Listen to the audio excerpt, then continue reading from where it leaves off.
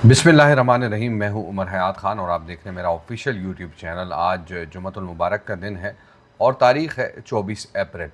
आज के इस वीलॉग में हम जिन ख़बरों पर गुफ्तगू करेंगे उनमें ये अहम ख़बर शामिल है कि पाकिस्तान ने मुत्तहिदा अरब इमारात से हासिल किया गया जो सेफ़ डिपॉज़िट था वो वापस कर दिया है और ये मुकम्मल तौर पर यानी ये 3.45 अरब डॉलर की ये रकम बनती है जो वापस की गई है। और लेटेस्ट जो है मज़ीद कल शाम को 1 अरब डॉलर जो है वो मुत्तहिदा अरब इमारात को दिए गए हैं। ईरानी क़यादत को जवाब दिया गया है ट्रंप की जानिब से और ट्रंप ने कहा है कि ईरान में कोई शिद्दत पसंद नहीं है, सब इनकलाबी हैं। और इसके साथ साथ आपको ये भी बताते चलें कि मार्का-ए-हक़ के हवाले से बात करेंगे आज के वीलॉग में। लेकिन इज़राइल एक मरतबा फिर जो है वो धमकियाँ दे रहा है और कह रहा है कि अमेरिका के ग्रीन सिग्नल का इंतज़ार है, ईरान को पत्थर के दौर में धकेल देंगे। तो ये ख़बरें हैं जिन पर आज के इस वीलॉग में हम बात करेंगे। और सबसे पहले हम बात करते हैं जो इज़राइल की जो धमकी है उसके हवाले से कि इज़राइल आखिर क्यों धमकी दे रहा है। क्योंकि एक तरफ हम देख रहे हैं कि जंग बंदी है और दूसरी जानिब जो है वो इज़राइल बार-बार धमकियाँ दे रहा है।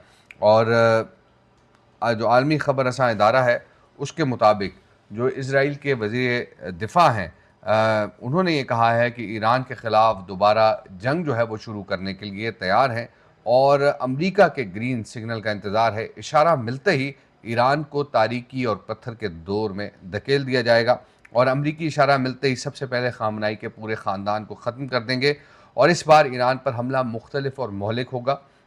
सबसे ज़्यादा तकलीफ दह मकामात पर तबाहकुन ज़रबें जो हैं वो लगाई जाएंगी जो ईरान की बुनियादें हिलाकर रख देंगी और इन्हें मुनहदम कर देंगी। और इसी तरह आपको बताते चलें कि 28 फरवरी से अब तक जो तेहरान पर हमले किए गए उनमें ईरान के रहबर आला आयतुल्लाह ख़ामेनी समेत अस्करी क़यादत जो है वो यानी बड़ी क़यादत जो है वो इसमें जाँ बहक हुई है।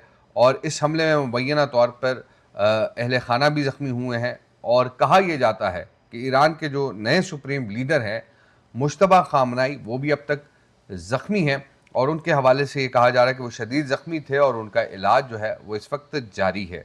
अब ये मामला है कि एक तरफ तो जंगबंदी है लेकिन दूसरी तरफ हम देख रहे हैं कि इसराइल जो है वो जंगी जुनून में मुब्तला है।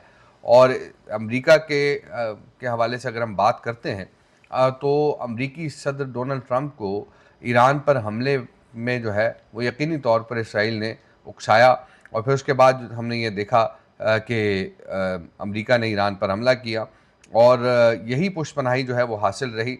और इसके साथ साथ अगर देखा जाए तो दूसरी जानिब लबनान में हमले किए जा रहे हैं इसराइल की जानिब से। लेकिन ट्रंप ने इसराइल लबनान जंगबंदी में 3 हफ्ते की तोसी का ऐलान किया है और ईरान से देर पा मुआहदे के हवाले से बात की है। और अमरीकी सदर डोनाल्ड ट्रंप ने लबनान में अमन के लिए मिलकर काम करने का भी ऐलान किया है। मीडिया से गुफ्तगू उन्होंने की। उन्होंने कहा कि लबनान और इसराइल के दरमियान सीज़ फायर होना अच्छी बात है। इसराइली वज़ीर-ए-आज़म नेतन्याहू और लेबनानी सदर की मेज़बानी का ख्वाहिशमंद हूँ।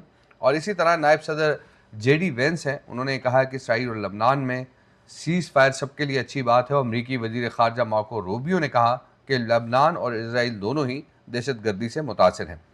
सदर ट्रंप ने कहा कि इसराइल पर हमला होगा तो इन्हें अपना दिफा करना पड़ेगा। ईरान हिजबुल्लाह की माली इमदाद बंद करे। लबनानी सदर 3 हफ्तों में नेतन्याहू से मुलाकात कर सकते हैं और जंग की सूरत हाल पर जो यकीनी तौर पर जुआ लगे ये पागलपन मुझे पसंद नहीं है, ये ट्रंप ने कहा है। अब जंग की सूरत हाल पर भी जुआ लग रहा है तो यकीनी तौर पर ये भी एक बड़ी इंपॉर्टेंट बात है। और इसी तरह अमरीकी सदर का ये भी स्टेटमेंट है कि हम रूस और सऊदी अरब से ज़्यादा तेल पैदा कर रहे हैं, वेनेज़ुएला के साथ अच्छे ताल्लुकात हैं और हमें तेल पैदावार का मसला नहीं है। लेकिन फिर भी हम देख रहे हैं कि अमेरिका को तेल की पैदावार का मसला नहीं है और वहाँ पर जो तेल की कीमतें हैं उनमें बड़ा इजाफा देखने में आया है। तो ये ऐसी सिचुएशन है। अगर अमेरिका जितना भी कहे वो इससे मुतासिर नहीं हुआ लेकिन वो मुतासिर हुआ है। आबनाए हुर्मुज़ के हवाले से बात करेंगे कि आबनाए हुर्मुज़ में क्या सूरत हाल है। और अमेरिका ने आबनाए हुर्मुज़ की नाकाबंदी जो है वो अमेरिका जारी रखे हुए है। और अगर देखा जाए तो ट्रंप ये बयान भी दे रहे हैं कि आबनाए हुर्मुज़ में ईरानी जो जहाज़ हैं या फिर दूसरे जिन मुल्कों के जहाज़ों को अलाउ किया जाता है उनको भी नहीं छोड़ा जाएगा। तो ये बड़ी इम्पॉर्टेंट बात है। हमने कल भी इस पे बात की थी और आज बात करेंगे, लेकिन पाकिस्तान ने बरादर जो इस्लामी मुल्क हम कह सकते हैं, उनको तकरीबन 3.45 अरब डॉलर जो उनका सेफ डिपॉजिट था वो अदायगी कर दी है। हमने ये देखा था कि जो मुत्तहिदा अरब इमारात की जानिब से पाकिस्तान को 3 अरब डॉलर सेफ डिपॉजिट की मद में दिए गए थे, और कोई 45 करोड़ डॉलर का जो कर्ज था वो पुराना कर्ज था, वो भी हमसे मांग लिया गया। और इसकी वजूहात क्या हैं वो यकीनी तौर पर सब जानते हैं कि एक तो यूएई और सऊदी अरब का जो तनाज़ा था वो भी इसकी सबसे बड़ी वजह बनी है, क्योंकि पाकिस्तान की जो सऊदी अरब के साथ स्ट्रेटेजिक डील है वो यूएई को खटक रही थी। और इसी वजह से यूएई ने जब ये सेफ डिपॉजिट के रोल ओवर का वक्त आया तो यूएई ने पहले 1 महीने फिर 2 महीने इस सेफ डिपॉजिट को रोल ओवर किया, लेकिन उसके बाद फिर शराइत जो है वो रख दी। लेकिन पाकिस्तान जो है वो इस मामले को लेकर सऊदी अरब के पास गया और सऊदी अरब से जो है वो पाकिस्तान ने सेफ डिपॉजिट जो है वो हासिल किया। वो तकरीबन जो है वो 3 अरब डॉलर का सेफ डिपॉजिट आया। तो पाकिस्तान ने मुत्तहिदा अरब इमारात को 3.45 अरब डॉलर जो है वो वापस कर दिए।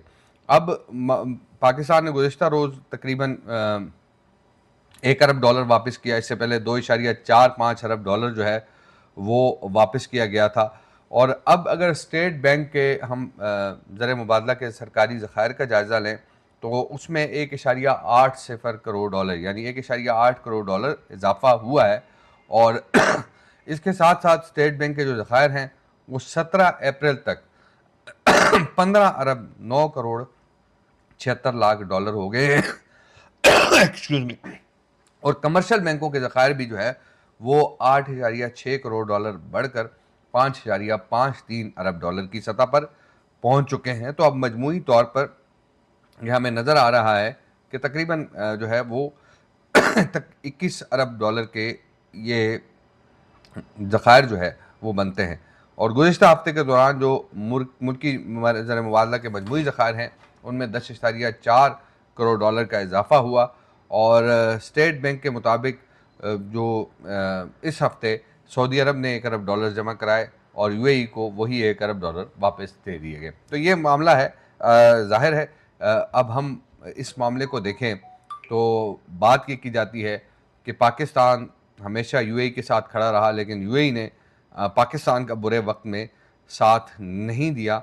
और बात हम इस वजह से करते हैं इस पर, ज़ाहिर है क्योंकि हमारा एक बड़ा अच्छा ताल्लुक़ रहा है, लेकिन अब हमें शायद खुलकर बात करनी चाहिए कि पाकिस्तान में दहशतगर्दी के वाक़यात में ये भी आपको बता दूं कि इज़राइल के साथ साथ वो जो दोस्त मुसलमान मुल्क मुलव्वस है वो मुत्तहिदा अरब इमारात हैं। और ये भी हम देख रहे हैं कि ख़ास तौर पर जो बलूचिस्तान के अंदर मामलात गड़बड़ हो रहे हैं उसमें भी मुत्तहिदा अरब इमारात का हाथ है। और ये इज़राइल यूएई नेक्सस जो है ये पाकिस्तान को अदम इस्तेहकाम से दो चार करना चाहता है। और जो जिसका वाज़ेह जो निशाना है वो गवादर जो पोर्ट है वो है। और इसी वजह से वहाँ हम देख रहे हैं कि बलूचिस्तान के अंदर वाक़यात भी हो रहे हैं दहशतगर्दी के, और जो बलोच लिबरेशन आर्मी है उनको सपोर्ट किया जाता है इन ममालिक की जानिब से। अब अमरीका का बड़ा स्टेक है, इसके साथ साथ ईरान का है, यूएई का है, इज़राइल का है और इंडिया का है। और ईरान में भी हमने देखा कि माजी में जो इंडियन नेवी कमांडर हैं कुलभूषण यादव, वो जिस अंदाज से पाकिस्तान में दहशतगर्दी के वाक़यात में मुलव्वस रहे, वो तो जब वो पकड़े गए तो फिर उसके बाद उन्होंने ये एतराफ़ किया कि वो किस तरह दहशतगर्दी के वाक़यात करवाते थे। और ये सारी सिचुएशन है जो सबके सामने है। लेकिन मैं यूएई की बात मैंने इसलिए की है कि यूएई जो है वो भी जिन्हें हम अपना दोस्त मुल्क समझते थे वो भी हमारे मुल्क को नुकसान पहुंचाने के दर पे है। और निशाना जो है वो गवादर पोर्ट है, क्योंकि अगर गवादर पोर्ट मुकम्मल तौर पर फंक्शनल हो जाता है और उसके बाद दुबई पोर्ट की जो है वो वैल्यू कम हो जाती है। और ये जो दुबई की तामीर और तरक्की हमें नज़र आ रही है वो हमें मान पड़ती हुई नज़र आएगी। तो इसीलिए कोशिश ये की जा रही है कि किसी न किसी तरीके से गवादर पोर्ट जो है उसको मुकम्मल तौर पर फंक्शन ना होने दिया जाए, ताकि पाकिस्तान जो है या गवादर जो है वो तरक्की ना कर सके। अब बलूचिस्तान का मसला भी यही है कि बलूचिस्तान में जो ग्रुप्स हैं उनको जो ये समझते हैं कि हम बलूचिस्तान की आज़ादी की बात करते हैं, दर हकीकत वो बलूचिस्तान की आज़ादी की बात नहीं करते, बल्कि वो गैर मुल्की ताकतों के हाथों में खेल रहे हैं और ख़ुद तो वो स्मगलिंग के ज़रिए बड़ा पैसा कमा रहे हैं। और जब हुकूमत जो है वो ये कोशिश करती है कि उनकी स्मगलिंग को रोका जा सके, तो फिर एक आध दहशतगर्दी के वाक़या जो है उसमें वो कर दिया जाता है और गवर्नमेंट जो है वो सिक्योरिटी की सूरत हाल को सँभालने में लग जाती है। तो ये ऐसी चीज़ें हैं कि जिनको हमें देखना होगा, ख़ास तौर पर बलूचिस्तान के अवाम को, कि वो वहाँ किस अंदाज़ से अपने इलाके के अंदर, अपने सूबे के अंदर अमन चाहते हैं। और बलोच कौम ख़ास तौर पे, स्पेशली बलोच कौम, उनको ये देखना होगा कि वो किसी गैर मुल्की ताकत के हाथ में तो नहीं खेल रहे, या उनको ज़बरदस्ती जो है इस चीज़ पर तो नहीं लगाया जा रहा। तो इन तमाम चीज़ों को जो है वो सामने रखते हुए सिर्फ़ और सिर्फ मुल्की मफाद को देखना चाहिए। अब बलूचिस्तान के हवाले से कई अहम चीज़ें हैं जो हम आपको बताएँगे। उसके लिए हम एक अलग वीलॉग करेंगे कि बलूचिस्तान में क्या हो रहा है, पूरे मुल्क में क्या हो रहा है और बलूचिस्तान में क्या हो रहा है। तो ये सारी सूरत हाल कि बलूचिस्तान की महरूमी और इन चीज़ों के हवाले से, और एक तारीख़ी पस मंज़र भी आपको बताएँगे कि इन हालात का ज़िम्मेदार बलूचिस्तान में कौन है और किस तरह जो है वो वहाँ पर गैर बलोच या दूसरी जो ख़ास तौर पर अक़वाम हैं उनको मुश्किलात का सामना है। तो अगले वीलॉग में बात करेंगे, एक जामे और मुकम्मल रिसर्च बेस्ड वीलॉग आपके लिए लेकर आएँगे। अपना बहुत सारा ख़्याल रखिए, दुआ में याद रखिए। अल्लाह निगहबान।